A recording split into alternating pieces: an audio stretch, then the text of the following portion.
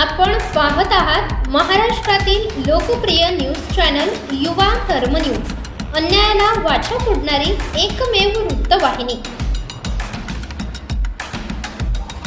सर्वप्रथम प्रजासत्ताक दिनाच्या मी हार्दिक शुभेच्छा देतो।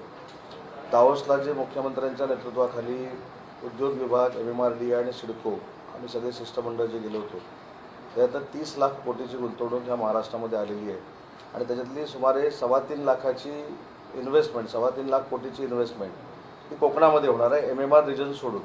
त्याच्यामुळं रायगड असेल, रत्नागिरी असेल, सिंधुदुर्ग असेल, त्याच्यामध्ये हे प्रकल्प आणण्याचा आमचा मानस आहे, आमची इच्छा आहे आणि याच्यामुळे नक्कीच बेरोजगारी दूर होणार आहे। जसं आपल्याला आता वाटतच्या परिसरामध्ये धीरूभाई अंबानी डिफेन्स क्लस्टरची घोषणा आम्ही केलेली आहे।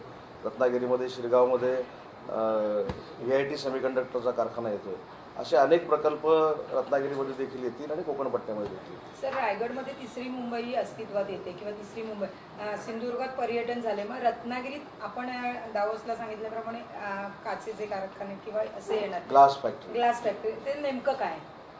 एक ग्लास फॅक्टरी म्हणजे काच बनवण्याचा जो कारखाना आहे तो मोठ्या पद्धतीनं या संपूर्ण कोकणपट्टीमध्ये आणण्याचा प्रयत्न आपण करतोय, कारण त्याच्यानंतर इकोसिस्टम जी जनरेट होते, त्यामुळे छोटे छोटे उद्योजक कोकणामध्ये तयार होऊ शकतात।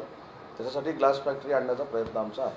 सर, एकंदरीत त्याला रोजगार किती आपल्याला उपलब्ध होऊ शकतो कोकणासाठी? तर रत्नागिरी कोकणासाठी म्हणजे आता नाही म्हटलं तरी 1-1.5 लाख लोकांना रोजगार मिळू शकतो याच्यातला।